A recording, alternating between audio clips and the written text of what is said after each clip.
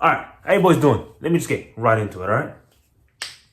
I have a little bit of a problem with these coaches that aren't producing high level amount of fighters. They're not really producing high level amount of fighters, especially just one coach, when they have such a big gym and they are the real big gym in that country.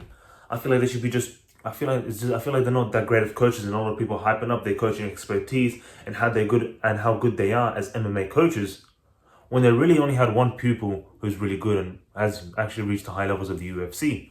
Or maybe they've made it to the UFC and just haven't went all the way. One of my biggest problems is John Kavanagh. John Kavanagh is a UFC coach of Conor McGregor, the most famous UFC fighter ever, one of the greatest to ever do it, first ever double champ. I don't even need to tell you about Conor McGregor. He's amazing. He's always been kind of a yes man in my opinion, but at the end of the day, it worked with McGregor. McGregor was a person I feel like he could have done any sport, and he would have been one of the biggest boys there, one of the biggest names. He would have been great because he's always had a high tenacity for working, hard worker, really loved the game, was very technical, loved the striking aspect, and really understood space. And understood and was obsessed with the game of MMA. And I just feel like Conor McGregor kind of really needed a type of coach like John Kavanagh to kind of let him do what he needed to do.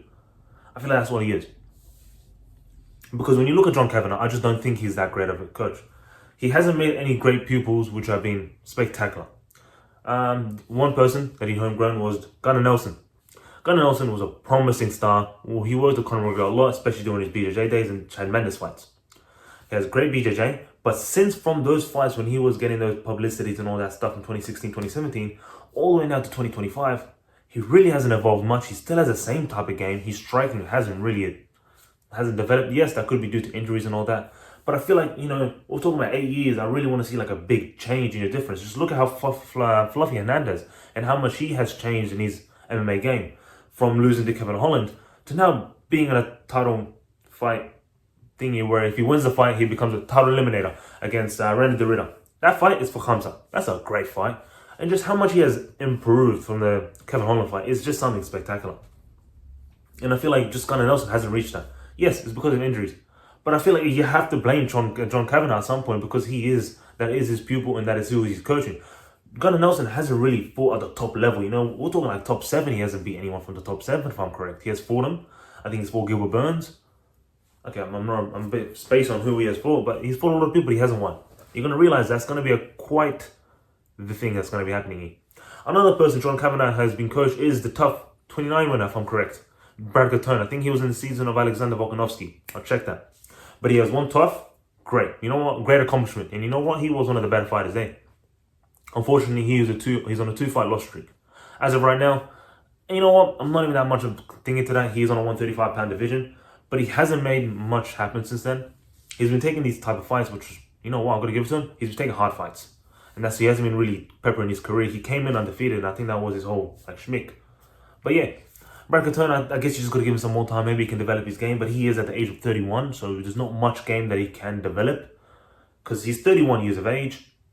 He's in the bantamweight division, and he's younger. His body's going to age faster. I don't really know what else he can do. Another problem I have a problem is Johnny Walker.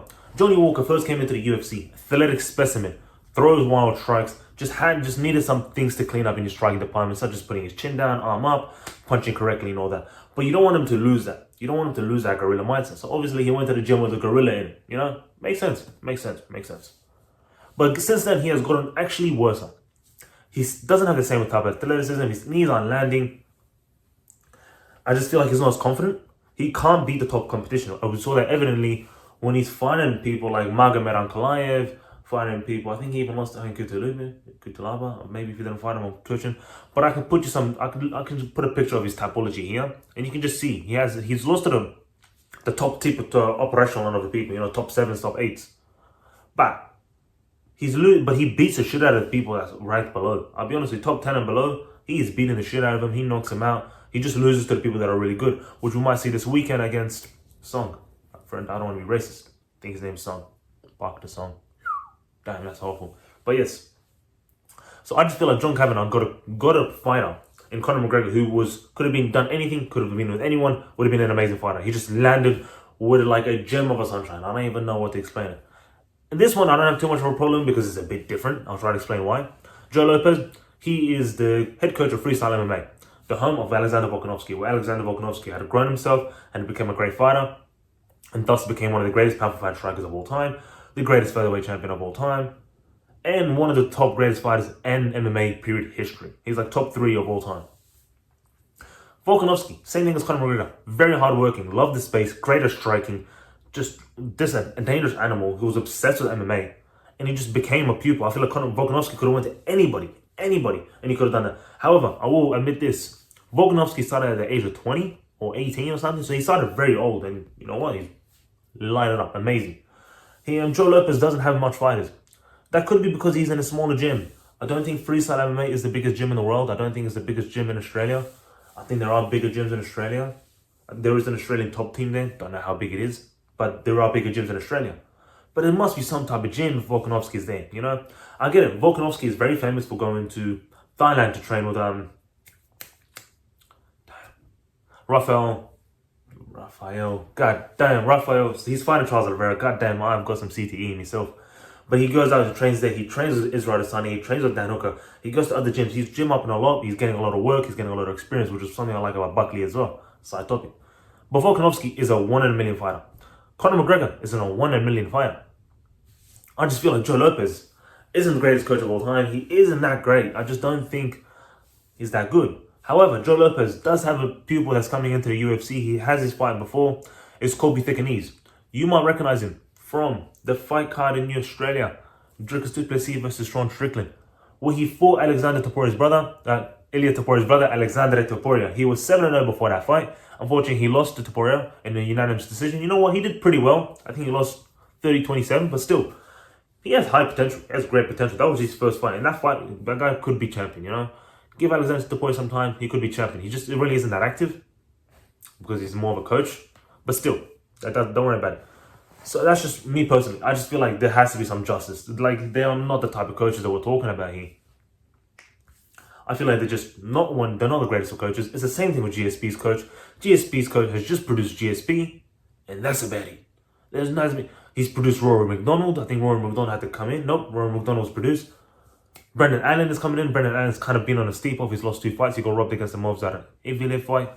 But at the end of the day, you have to see where I'm coming from. I just don't think you can add them in the top 5 coaches of all time. I don't want to be seeing John Kavanagh. I don't want to be seeing Joe Lopez just because of one fighter, which could have been in any gym in the world and they would have been the star people. Something like Eugene Bareman, where he's got many champions, you know, Israel Adesanya, Kai France, Navjot Sterling is coming up. Dan Hooker is he's fought for like a title eliminator. He's great. He might even make a second run. He's made so many fights. He's made so many kickboxing champions. He's made so many MMA champions. Like, you have to just consider at this point, they're not top 5. Stop giving them the top 5 thing. It's like basically just try to think of it as people in the UFC, like nowadays, adding Anderson Silva in the top 5. Like, they just aren't there, man. There's people that are way better now. Just stop being old. I don't know. Stop being stupid. They're not. All right. Adios.